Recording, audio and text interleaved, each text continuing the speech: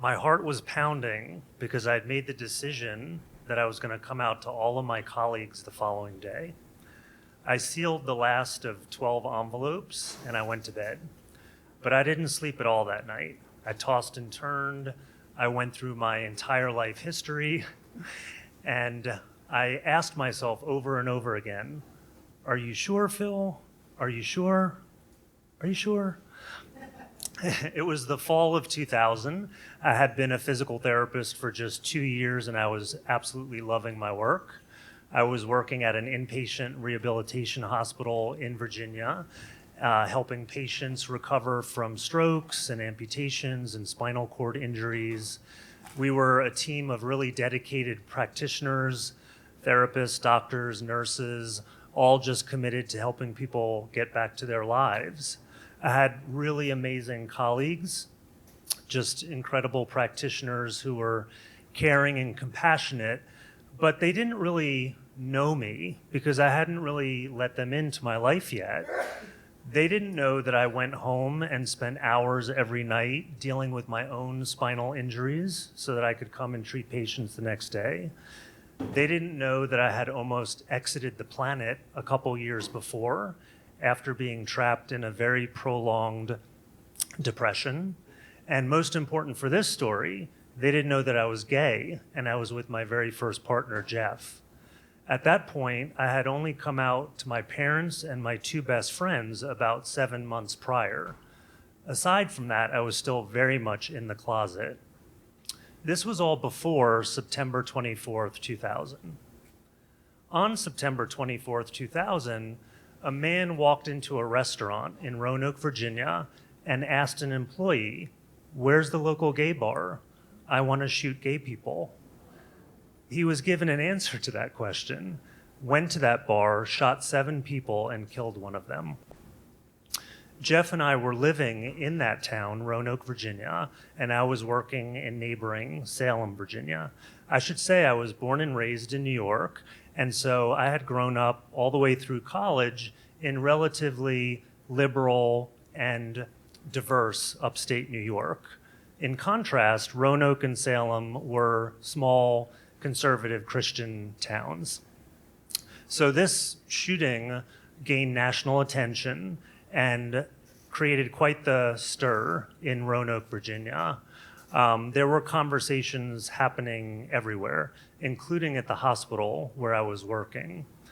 Because I had masked my sexual orientation for so long, I think the people that knew me just assumed I was straight. So I was privy to a lot of conversations that were happening. People were not censoring what they were saying around me. Now, not all, but a lot of what I was hearing was fear-based, ignorant, or outright homophobic. I can't remember specific comments at this point, 23 years after the fact, but there were enough that I got to the point where I had these stirrings every day of, "Phil, you should come out. People just don't know what they don't know. You're an educator. Educate." So this was going on for weeks and weeks, and I still wasn't taking any action. After a decade of depression, I was finally in a place where I was super happy.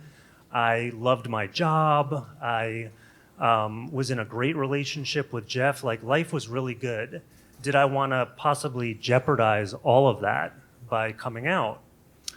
And then came the tipping point. Jeff is typically a very unrattled individual, and he came home one night and was super unsettled. I had never seen him that anxious and emotional in my life. When he finally settled down, he told me, "I was out to lunch today, and I was seated next to a table of 4 men. They were talking about the shooting, saying that all gay people should be lined up and executed." That was my sign from the universe that I had to come out to all of my colleagues and friends. Fully coming out was now non-negotiable. So I made that decision and I commenced with my plan, which was to share with all of my colleagues. I decided to share the letter I had written to my parents, and I put a personalized note in with each of the letters, telling people that I did not want to discuss this at work. I was happy to have conversations outside of work. I went in super early the next morning and delivered those 12 envelopes to empty desks. And I remember walking away from that last desk and feeling simultaneously nauseated and liberated. As the day commenced, I felt lighter and lighter. Thankfully, my colleagues honored my request and didn't bring up any conversation, but I knew that they had all read what I shared with them. A nod here, a smile there, a little bit of extended eye contact, a bit of weirdness mixed in. But for the most part, it was an incredible experience. I left that day and I felt about 100 pounds lighter in my body, and I felt totally at peace. And I think I took my first full relaxed breath in a decade at the end of that day. The following day started really interestingly. I again went into work early, and as I walked into my office, there was a packet on my desk. Okay. I, of course, went in a million negative directions. Is this a termination packet? Is this a suspension because I shared something so deeply personal in a workplace? Is it this? Is it that? I decided no one's here, stop torturing yourself, just open the damn envelope. So I opened the envelope, and in it were about 50 printouts from conservative, evangelical Christian organizations. And spoiler alert, they did not think homosexuality was a good thing. So normally I would have been really rattled by this, but I was surprisingly unfazed. You have to consider the source, right? This came from my immediate supervisor, who was a young, sheltered, hyper-religious woman who I really think thought was just providing me with constructive education. You know, kind of like I lived under a rock the first 25 years of my life. And I remember in my mind just thinking, okay, you're in the South now, bless her heart. Aside from that one really weird experience, all of my other experiences and conversations that I had over the upcoming weeks were transformative.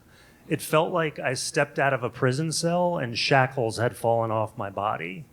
I also could tell that my colleagues were starting to soften and shift in their beliefs, or at least they were becoming more open to having expanded beliefs. And this is when I stepped fully into my true self and never looked back. I have not had a depressive episode in 23 years now. Thank you.